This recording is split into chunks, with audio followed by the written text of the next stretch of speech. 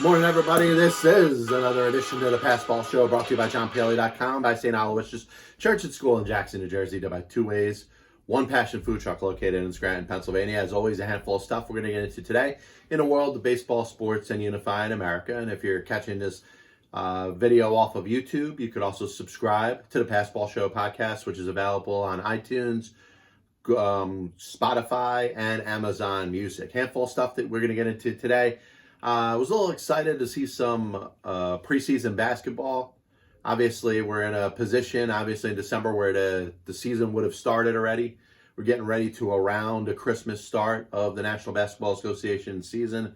And you hear some big news right off the bat with Giannis Antetokounmpo agreeing to a max extension with the Milwaukee Bucks. And there's a couple reasons that this is really big for the NBA. Because we're used to seeing the star players, the best players in the league, kind of go regional to those national teams, whether it's the Lakers, and you see it happen most often in the NBA with the Lakers. Think about how many big players, big-time, all-time players have played in the NBA, and how many of them have managed to play for the Lakers at some point. It's no coincidence. You know, it's not a coincidence that Karl Malone played there for a year. It's not a coincidence that Shaq ended up going there. It's not a coincidence that LeBron James is playing there right now. And you think about it, and obviously part of it is the organization, from the owner to the general manager, everybody that's been involved in the LA Lakers front office, kind of identifying it and knowing that they are known for having the star players. But you think about it, you think of the small markets in the NBA, and you'll start to wonder why they can't land and maintain big-time players. And we talk about parity as it goes on in the world of sports, and I always say that the NFL is the best for this, because it doesn't matter what kind of market you play in the NFL. If you're in Jacksonville, if you're in Tennessee, you could be in Green Bay, which is probably one of the lowest per population markets in the entire country. You could have a chance to have a really good team. You could have a chance to put a dynasty together. With the NBA, you think of the Toronto Raptors, and I know they made it to the postseason last year. They were a playoff team, so good for them.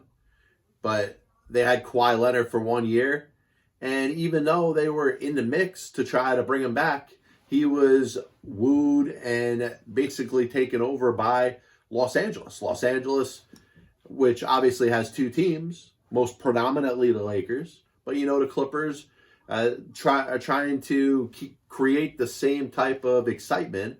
And unfortunately, this past year, it didn't work out with Kawhi and Paul George and the Clippers, and they blamed it on Doc Rivers. And now, Ty Lue is there, and you'll see if anything ends up changing. But you think of great players in the sport, and Giannis is basically a transcending type of player. He can be an all-time great player. He's a guy that's expected to win multiple MVPs throughout his career in the NBA. And the one thing that I was fearful of is that he was going to hit free agency and he was going to go to LA, maybe one of the LA teams, maybe Miami. And even though the Knicks haven't been good for a while, there's this feeling, and it's not just within the Knicks fan base, the average NBA fan wants the Knicks to be good. They want New York to be good. They want LA to be good. They want Miami to be good. And you really haven't had a great run by a team that isn't the Lakers. It isn't, the Golden State Warriors, who obviously are not that far away from LA, the Bay Area. Obviously have a history of themselves. But you think of the great teams in the NBA, and you don't see smaller cities, smaller regions, less built up and known cities in this country having a chance to have legitimate winners. And I'm happy for the city of Milwaukee, and I hope Giannis spends his entire career there. And hopefully with the salary cap, the Milwaukee Bucks can center some other really good players around him, and that team can go out there and win a couple championships. It's interesting to see how that works out. I'm excited, obviously, about the NBA, and I promise I'm gonna follow NBA games over the course of the year to give a lot more NBA insight on the PBS. Another thing that was kind of newsworthy to bring up, and it's unfortunate because we don't like to have to talk about issues like this, but there is a story in The Athletic that Omar Vizquel was involved in something in regards to domestic abuse. And I'm going to tell you that I don't subscribe to The Athletic because I don't feel like I should have to pay for stuff that, I can find out anyway.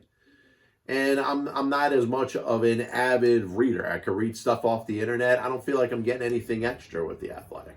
The Athletic has some of the best writers in the country, absolutely. But I'm not going to use this to knock The Athletic, who as an entity, I have a ton of respect for. I just choose not to subscribe to it, that's all. But a domestic abuse story involving Omar Vizquel. And I'm going to use this as a reason to bring this up because this is what happens in the society that we live in. Once domestic abuse is tied to an individual, it's hard to get that to go away. And more often, way more often than not, in fact, probably 99 point whatever percent of the time, domestic abuse is brought up in regards to a male, there is something to it. And, I don't know what else to really say. I mean, this is coming from a person that I don't have any anger in me. I can't relate to domestic abuse and domestic violence because I can never feel that I could get to that point. But people do. And there's a lot more people that are less calm than me. But it isn't about me. A player gets their name thrown into this, and even if they're not as guilty as it says, it's a label that they're going to have to wear for a elongated period of time. And I say it's an elongated period of time as opposed to forever, giving the person the benefit of the doubt to say that, hey, it may not have been that big of a deal. A husband and a wife arguing and the wife calls the cops doesn't constitute domestic violence. But usually anything that involves, hitting or touching or, anything that would resort in something like that does. And that person has to wear that label the rest of their life. And I think it's very much more important when it comes to those that are in the eye of the media. You have a camera following you around. You have people that care about your relevance and who you are. It would seem pretty foolish to allow something like that to happen. And if you do have any sort of anger problem, to realize that you could go in a certain point to become violent. As a professional athlete, you have the money to go out there and get the help that you need. So there is no excuse. And like I said, we like to live, if we're gonna stick up for somebody that's in this situation, we may want to say, well, maybe they didn't do anything as bad as it's perceived. Maybe it's not that big of a deal. And maybe it's not. We don't know. In fact, I haven't read The Athletic story. If you read The Athletic story, you can tell me, whether this looks more damning on him or not. But the bottom line is Omar Vizquel, in the midst of a Hall of Fame vote, which he's not going to get in this year. Omar Vizquel, I think, you ask me what I think about him. I'm not going to say hell no when it comes to the Baseball Hall of Fame because I think the Baseball Hall of Fame is a joke. I think the Baseball Hall of Fame has gone out of its way to hold out some of the best players. So you're going to ask me about, marginal cases like Omar Vizquel, like a Andrew Jones, like even a Scott Rowland or a Billy Wagner, and I'll say, sure, they should be in the Hall of Fame, but what about all those players that were neglected before? And that's the category that Vizquel is in. He has a more drawn eye to him as a Baseball Hall of Famer because Barry Bonds isn't in. Because Roger Clemens and Pete Rose and Joe Jackson and Manny Ramirez and Sammy Sosa and Gary Sheffield and Rafael Palmeiro, everybody else that I can name that is ridiculously held out of the Hall of Fame for no reason is not in there. So this isn't going to be the difference in Omar Vizquel not getting selected into the Baseball Hall of Fame. Now, it could hurt him down the road because these baseball writers are very judgmental. And certainly if this becomes a serious case, I mean, there's people that are holding out Curt Schilling just because they don't like the things that he says. One thing has nothing to do with the other. I'm sorry. And if baseball is ever going to straighten out its Hall of Fame, at some point, they're going to have to redefine the standards instead of keeping this vague character clause that exists within its Hall of Fame. You're judging somebody's character. Well, character in some cases has nothing to do with the game. You don't like Curt Schilling because you think he might be racist. You don't like Curt Schilling because of his political beliefs. You don't like Curt Schilling because he may not like you. Should have nothing to do with judging his qualifications as a pitcher. And I think the same thing exists with Pete Rose. I'm sorry. They're wrong with this. I'm telling the Baseball Hall of Fame has got it wrong. Pete Rose belongs in the Baseball Hall of Fame. If you want to put in the fact that he's banned for life for gambling, for betting on the game, and for what he did as a manager, that's fine. You could put that on the whole plaque if you want. Pete Rose was a Hall of Famer before he became a manager. Pete Rose was a Hall of Famer before he bet on baseball. And the worst take you could have out there is that Pete Rose is not a Hall of Famer. He was a borderline candidate outside of the fact that he had the most hits in the history of baseball. He was a 3-time batting champ and MVP, hit over 300 for his career, which, by the way, is pretty hard to when you played in the most games, had the most plate appearances, and had the most at-bats. To still hit 300 in your career, who does that compare to? All the comparables would be Hall of Famers. So those are just people that don't like Pete Rose because he was a degenerate gambler. He obviously got himself banned for life, which is something completely different. Pete Rose, criteria as a player, should be judged when we're talking about the Baseball Hall of Fame. Now we say, all right, well, he's ineligible, and then baseball passed a rule, said that if you're banned from the sport, you're ineligible for the Hall of Fame, so they did that to screw Pete Rose. But once again, we're talking about two separate things. Pete Rose, the guy, might not be a good person. Pete Rose, the manager, or the way that he acted in his days betting on baseball, there was never any evidence that tied him to betting on anything when he was a player. And when he was a player, he was in the epitome of what baseball was to be played as. You play as hard as you can. You play like Pete Rose. If you're a kid growing up, you're learning how to play baseball. You learn how to play like Pete Rose, all out, all the time. And this guy was a Hall of Famer without a doubt. And obviously is not eligible because he's banned for baseball for life. But last thing I want to get into with Vizquel, as you got the roof caving in above me. Last thing I mentioned about Vizquel, 2,800 hits, so many gold gloves. I don't think he quite was Ozzie Smith, but I think he was a pretty damn good defensive player. And if the Baseball Hall of Fame clears up some of the oversights that it has, not putting Barry Bonds, not putting Roger Clemens in, not putting Pete Rose in, not putting Shoeless Joe Jackson in, not putting sluggers like Manny Ramirez and Albert Bell, and of course now the late Dick Allen. Baseball and its Hall of Fame should start working on stuff like that before it worries about a case like Omar Vizquel. But Omar Vizquel may have hurt his chances of getting in the long term now. This copyrighted broadcast is authorized under internet rights granted by the World Wide Web and is solely for entertainment of our audience. Any publication, reproduction, or other use of the pictures, descriptions, and accounts of this show without the express written consent of the Past Ball Show, JohnPielli.com and John Pielli LLC, is prohibited. Any commercial or other use of programs, such as by charging admission for its showing, is similarly prohibited. So I wanted to talk a little bit about coaches in the NFL and the ties to a quarterback. Because I think it really is important when you start to see quarterbacks come into their own and become stars.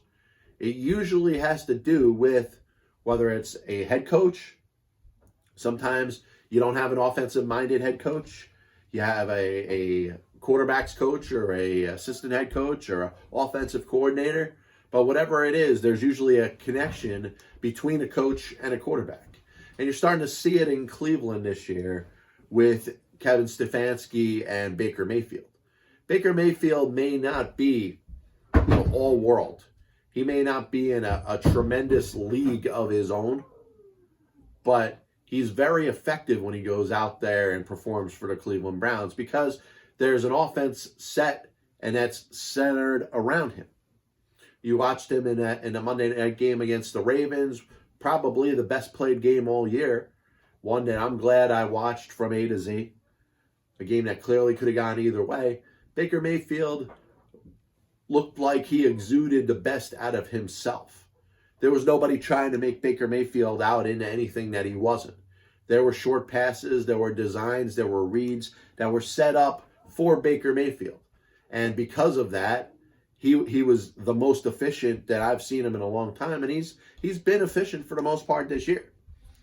Somebody can knock Baker Mayfield and say, hey, he may not be a top 5 quarterback in the league. He may not be an MVP at any point in the National Football League. And that might be true. He's a little short. You see certainly a handful of passes that he throws get batted down at the line of scrimmage. But you're looking at somebody that's kind of the combination of a game-breaking player and a game manager. And that's kind of what Kevin Stefanski was able to put together when he took over the Cleveland Browns as their head coach. There's no coincidence that Josh Allen is becoming a star in Buffalo due to his connection with head coach Sean McDermott. There's other quarterbacks that are out there that have a legitimate connection to their head coaches. Bill Belichick was known as a defensive guy. He came over, to the Giants as a special teams coach, became the defensive coordinator. But he had a very strong connection with Tom Brady. Of course, you'll look at the offensive coordinator that was there, Josh McDaniels. And, there's a connection between the coach and the quarterback. And I think going back to the show that I did last week, talking about Sam Darnold, I think that could be a saving grace when we're thinking about what Sam Darnold can be down the road. Is there going to be that either head coach or offensive coordinator connection with that quarterback to run an offense that's best suited for that quarterback and to not try to make that quarterback be anything that he's not? If you look at the Baltimore Ravens, the way they're set up, and I'm sorry, we're probably going to get bombed here with the amount of shit that you hear friggin' banging upstairs. If you think of the Baltimore Ravens, Lamar Jackson, and that offense is set up for Lamar Jackson. It's so set up for Lamar Jackson that Robert Griffin III is the backup, and he's going to run the same exact offense as Lamar Jackson. And Tracy McSorley is the third-string quarterback. He comes out of Penn State. He is in the same type of mold to run the same kind of offense that Lamar Jackson's going to run. And that's what's going to be the key to any quarterback in the National Football League. It's going to be a matter of having a head coach, an offensive coordinator that's going to set up an offensive scheme to center exactly around the quarterback that's there and not making that quarterback try to be anything that they're not. And you're seeing it with Baker Mayfield. And it'll be interesting to see in Philadelphia with the Eagles, whether it's Carson Wentz or Jalen Hurts or, maybe they make some kind of trade. In Chicago, whether it's Mitch Trubisky or Nick Foles or somewhere else, or they go somewhere else, whether it's the Jets with Sam Darnold or, the expectation is that they're going to go out there and be able to draft Trevor Lawrence out of Clemson. Jacksonville, if they end up with Justin Fields, the question's going to be, is that quarterback best suited for the offense that the coach wants to run? And if that coach has the ability to change his offense, change his own mind, and not be selfish, and set the offense to be best suited for the quarterback that he has, I think that should be the way every team in the National Football League tries to go. I mean, even look at Mike Vrabel. And, what's his name? I don't know his name. Is Smith, something Smith, the offensive coordinator with the Titans. They run an offense that is best suited for Ryan Tannehill. Now, you say Derrick Henry's a big part of it, but Ryan Tannehill does the best things that are most suitable for Ryan Tannehill's skill set. So, I mean, if you're a team that wants to go anywhere in football, if you feel like you got your quarterback, and the head coach and the offensive coordinator isn't trying to put together an offense to center around that quarterback, then I think you're behind the times in a National Football League. I want to spend a little time talking about some free agent predictions that I'm going to put together. But first, when we're talking about the top 100 offensive position players of all time, there's a book we're going to hopefully be able to get it published and released sometime around spring training. And maybe Major League Baseball will help us out by pushing back the start of the season. But, you know, if you haven't heard about the book, it's talking about the top 100 offensive position players to ever play. And we're not talking about the dead ball era. We're not talking about, integration. We're not talking about a certain time from, this year on. We're talking about every form of professional baseball that ever existed. So we talk about the Mexican League. We talk about the National Association. We talk about baseball before the National Association in the 1860s. We talk about the Players League, the Federal League, obviously the American and National Leagues, but we also talk about the live ball era, the dead ball era, and baseball in the 19th century. But one of the things that, kind of comes up a lot in the book and states as one of the hardest things to do is to equate the accomplishments of a star Negro Leagues player to that of a star player in baseball. And part of it is the unfairness that exists with the racism, the segregation, and the Jim Crow laws, and baseball's gentleman's agreement, which couldn't be more of an oxymoron when we're talking about something that was so unfair, so unhumane, and just should not have happened. And then you also have the statistics part. The fact that Major League Baseball had no problem keeping track of all their statistics. And the Negro Leagues were not set up properly. They were set up to compete against each other, but there wasn't anybody there that was scribing every single thing that was happening. There were certainly whole seasons that weren't tracked. There were partial seasons that weren't tracked. Those in the Negro Leagues Museum that have worked to try to come up with as much Negro League stats as they can deserve to be commended. But it's got to be understood that you can't compare apples to apples when you don't have similar numbers. So I look at some of the greatest players in the history of the Negro Leagues, and in fact, 1, 2, 3, 4, 5, 6 of them are going to be in the top 100 when I publish this book. Top 100 offensive position players to ever play. There's going to be a couple that are on the outside looking in. And we'll start out with Pop Lloyd, who's going to be, I think he's around 109, 110. I compare him to Honus Wagner, and a lot of other people do that too. A shortstop, but also the best hitter on the team. Can hit for average, didn't hit for that much power, but got on base and stole bases, but was pretty much the offensive star of the team. So Pop Lloyd is Honus Wagner. Cool Papa Bell. And the thing that I love, the quote that I love hearing about Cool Papa Bell the best, and I'm putting it in the book. I mean, I'm citing where it's coming from, but I can't talk about Cool Papa Bell without saying Cool Papa Bell was so fast, he had a line drive up the middle and hit himself, slide into second base. He may have been the fastest player that the game has ever seen. So why not compare him to Rickey Henderson? Now, the problem you have with the Negro Leagues is you're going to have a faction of people that are going to say, well, why are you comparing a Negro Leagues player to a black player? And I think it's losing sight of what we're trying to talk about here. Talk about a player that played in the Negro Leagues who unfortunately doesn't get their due justice for what they did and what they accomplished because a lot of their stats weren't recorded, to compare them to a contemporary player to say that player was just like him. Chino Smith ended up dying before he was 32 years old, or at the age of 32 suddenly. Was a .398 hitter for his career in the Negro Leagues. I compare him to Tony Gwynn. Just a pure hitter, was going to get line drive base hits no matter what. And you're not going to see many games that we're going to go by without him getting a couple base knocks. Turkey Stearns, power hitter. I think of Frank Robinson when I think of Turkey Stearns. Stearns, certainly hit a ton of home runs, a lot more home runs than ever got recorded. And Frank Robinson, if you think of the presence that he had, he was just a mean power hitter. You didn't want to throw inside to Frank Robinson because you're worried if you hit him, he might hurt you. Turkey Stearns kind of reminds me of the same way.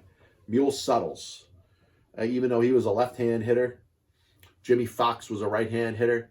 I think of some of the best power hitters in the game, and I think Mule Suttles would be a very good comp to the legendary Jimmy Fox. Buck Leonard, and one of the quotes I was able to get from Monty Irvin when I interviewed him back when he was still around, and obviously rest in peace to Monty. He lived 96 great years. We talked about Buck Leonard, and we talked about how Buck Leonard was kind of like Lou Gehrig as far as his ability to hit for a high average, drive-in runs whenever there were ducks on the pond, coming up with a big hit whenever he needed it, a home run whenever he needed it. And he said about, Monty Irvin said about Buck Leonard that people may, over time, if they really got to see Buck Leonard play, say that Lou Gehrig was MLB's version of Buck Leonard. Not that Buck Leonard was a direct comp to Lou Gehrig. And that's an absolute compliment. Oscar Charleston is really the Ty Cobb of his time. Tremendous base runner, base stealer, hit the ball in the gaps, was a threat, was going to hit for a high average. And then, of course, you got Josh Gibson, who always gets compared to the legendary Babe Ruth. If you have any more Negro Leagues comps, send them to me, jrple.com. We'll bring them up on the next show. A little bit of a recap of the show today, and as always, I want to thank everybody for tuning in. This is the Pass Ball Show, brought to you by johnpla.com, by St. Aloysius Church and School in Jackson, New Jersey, by 2A's, One Passion Food Truck, located in Scranton, Pennsylvania. Omar Vizquel getting hit with a domestic abuse charge. I don't think it's going to impact him in the Hall of Fame this year. It may down the road, though. Because think about it, baseball really digs into somebody's personal life. They really care about how you are as a person, which I think is a change. Spoke about Pete Rose. What he did on the baseball field had nothing to do with what he did as a manager and as a gambler. Should he be banned for life? Sure. But should his accomplishments be warranted as good enough for the Baseball Hall of Fame? Absolutely. You don't hit 300 in your career with way more plate appearances and at-bats than anybody in baseball history and not deserve to be in the Hall of Fame. So should Joe Jackson. So should Barry Bonds. So should Roger Clemens, Sammy Sosa, Rafael Palmeiro, Albert Bell, Manny Ramirez, and so on and so on and so forth. Vizquel was not going to make it in this year. But if you want to use the character clause just to be mentioned with domestic violence, and we don't have really the details, it's going to be something he's going to have to wear for probably the rest of his life. Giannis Antetokounmpo signing a max extension to stay with the Milwaukee Bucks, I think is great for the NBA. I spoke about earlier about it seems like the Lakers and the Miami Heat and in some cases the Clippers. You think of Philadelphia a little bit, New York a little bit, Chicago a little bit, and what they have in common is they're all major markets. And the NBA seems to care more about those markets than they do the little ones. They don't care much about the Oklahoma Cities. They don't care that much about the Milwaukees. And the fact that Giannis has felt enough that he wants to remain with the Milwaukee Bucks. And there's no free agency. There's not going to be a Giannis war for teams trying to get him. I think that's great for the National Basketball Association. So I'm going to throw a couple quick free agent predictions in there when it comes to baseball because I got a couple extra minutes. I was thinking about the top free agents. And you already hear that the Mets are negotiating with Jake Odorizzi. And the point that I was trying to make earlier is Odorizzi could be a good signing. Trevor May could be a good signing. James McCann could be a good signing. But when the thought is going out there is that you're consistently going to go out there and get the best player, at some point you got to go out there and get the best player.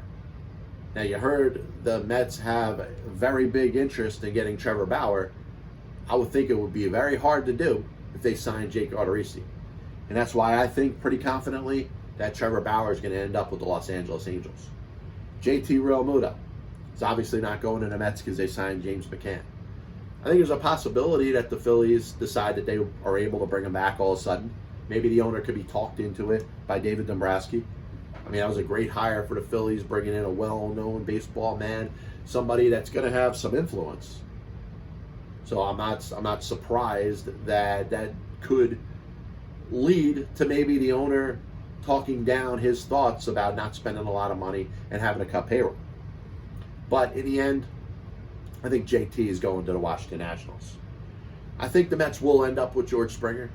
And honestly, if they don't, I'll think that they struck out on JT. I'll think that they struck out on Bauer.